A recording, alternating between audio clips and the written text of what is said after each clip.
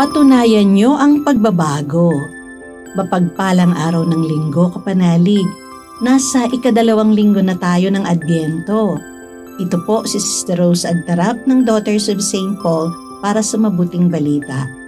Tayo nang magnilay sa Ebanghelyo ayon kay San Mateo.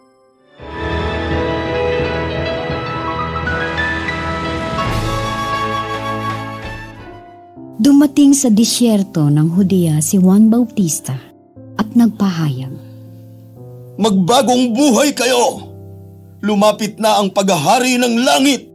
Siya ang tinutukoy ni Propeta Isaias nang sabihin niyang, "Naririnig ang sigaw sa disyerto. Ihanda ang daan para sa Panginoon. Ituwid ang kanyang landas."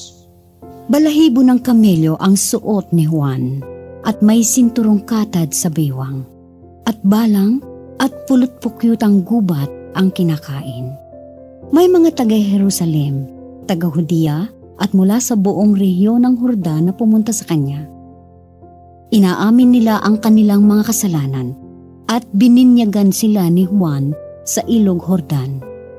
Nang makita niya na lumalapit sa kanya ang ilang Pariseo at Saduseo para magpabinyag, sinabi niya, "Lahi ng mga ulupong!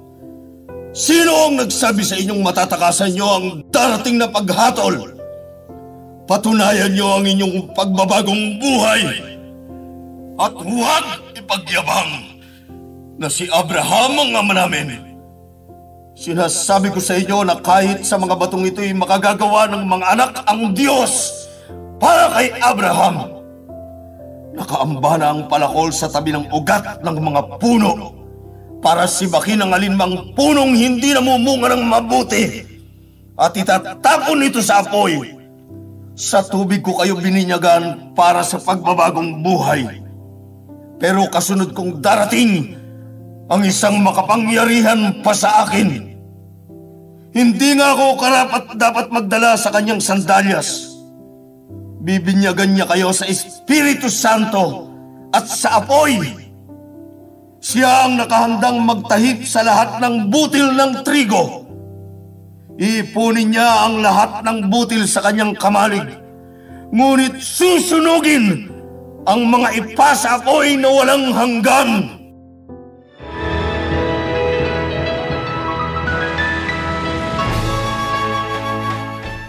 Handa ka na ba?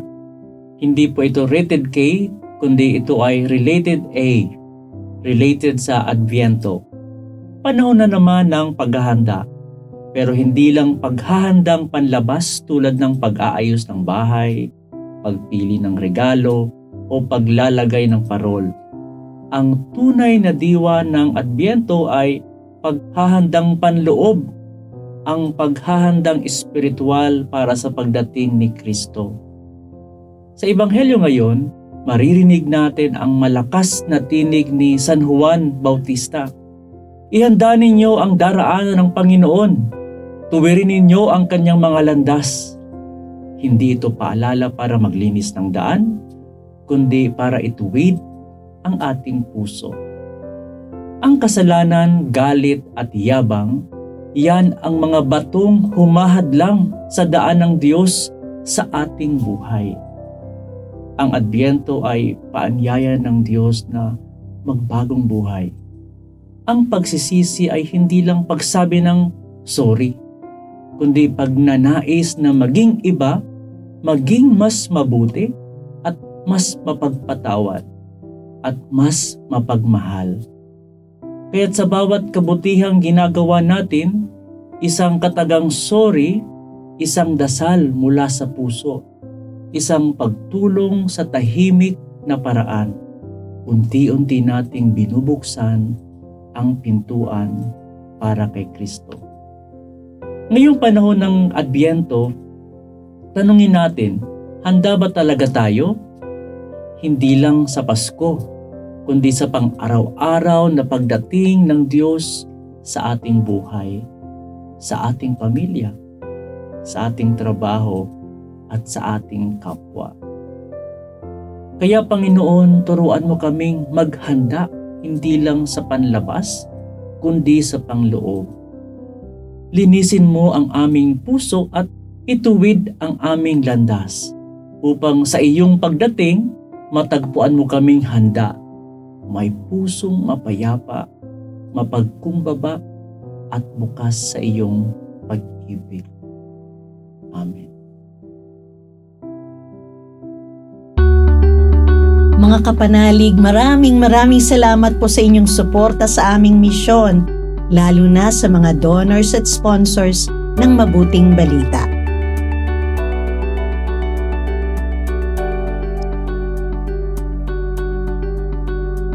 Subscribe, like, share, and follow po lines sa aming social media accounts. At patuloy kaming humihingi ng inyong tulong upang maipagpatuloy ang programang ito. Maaari po ninyong ipadala ang inyong love offerings at donasyon sa aming donations channels. Makakaasa kayo na kasamang lagi ang inyong mga intensyon at kahilingan sa aming panalangin araw-araw. Ito pong muli si Sister Rose na nag-aanyaya sa inyong manalangin. Amang makapangyarihan, tulungan mo kaming makapaghanda sa pagdating ni Kristong iyong anak. Naway maratnan niya kaming naghihintay na nananabik at masayang nagdarasal sa pamamagitan ni Hesukristo kasama ng Espiritu Santo magpasawalang hanggan. Amen. We are here to provide a new way of communicating and proclaiming the gospel.